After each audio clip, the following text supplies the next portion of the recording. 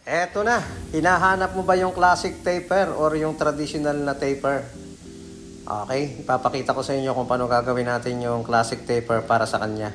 Bagay na bagay ito sa mga binata, sa may asawa, at kahit sa mga senior ay pwede yung mga ganitong gupit. Ayun, ang ginawa natin dyan, kinuha natin yung side part, binasa natin, and then puputulan natin yung haba ng kanyang buhok sa ibabaw nito. Inuna muna natin gawin yan yung pagputol ng mahabang buhok sa ibabaw. Para kapag nagbawas tayo sa gilid, halos konti na lang yung ating gagawin pagputol sa ibabaw nito. Ayan.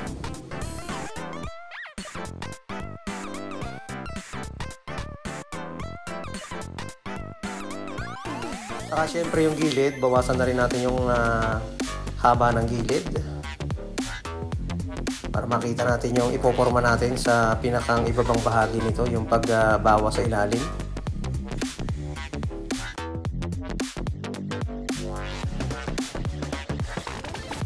Usong-uso ito ngayon, yung mga ganitong klase ng gupit. Kaya ano pang hinihintay mo, abay subukan mo na.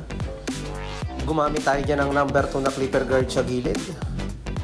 Ayun, medyo mataas din ang hairline niya sa may likod ng tenga, kaya obrang-obra o pwedeng-pwede yung ganitong klase ng gupit para sa kanya. I-low taper lang natin, tapos yung forma ng buhok or yung hairstyle sa ibabaw is naka-classic or yung mga naka-pomp or pwedeng naka-slick back or naka-pompador, naka-one side din. Ayun. And then i-overcomb natin, iporma natin yung pinakang gitnang bahagi. Swabe talaga ng mga ganitong klase ng gupit. Siguro kung ganito lang kakapal yung buhok ko, susubukan ko din yung mga ganitong klase ng gupit. Ayos na ayos.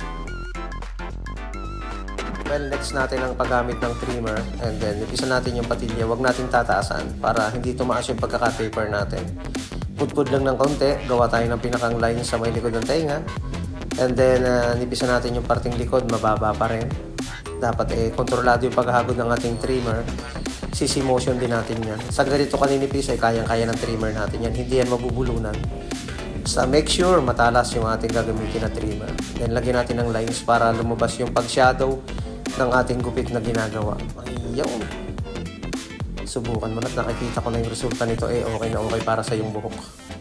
0.5 na clipper guard para maging mas balanse. Abay, okay na oh.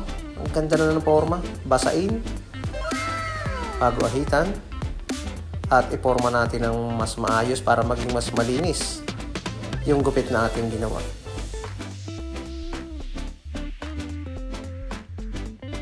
Kung pogi ka na, lalo ka pang popogi sa ganitong klase ng gupit. Ang lakas ding maka-looking fresh at looking good ng mga simpleng gupit, pero may dating, sabi nga.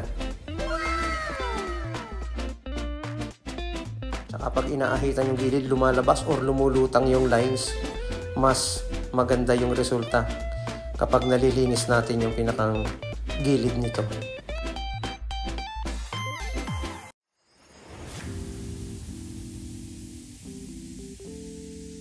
Ayusin natin ang buhok. Medyo brush up natin ng konti, hagurin natin ng konti pa sa likod. Isalubong natin ng konti yung pagsuklay sa may gawing likod. And then medyo naka-volume yung ibabaw para swabe look, naka one side sa may parting kanan. At pantayin natin ng konti yung pinakang gilid gamit ang ating malaking gunting. Ayun. Ang lakas makapogi oh. Okay na okay na. Kaya ano pang hinihintay mo?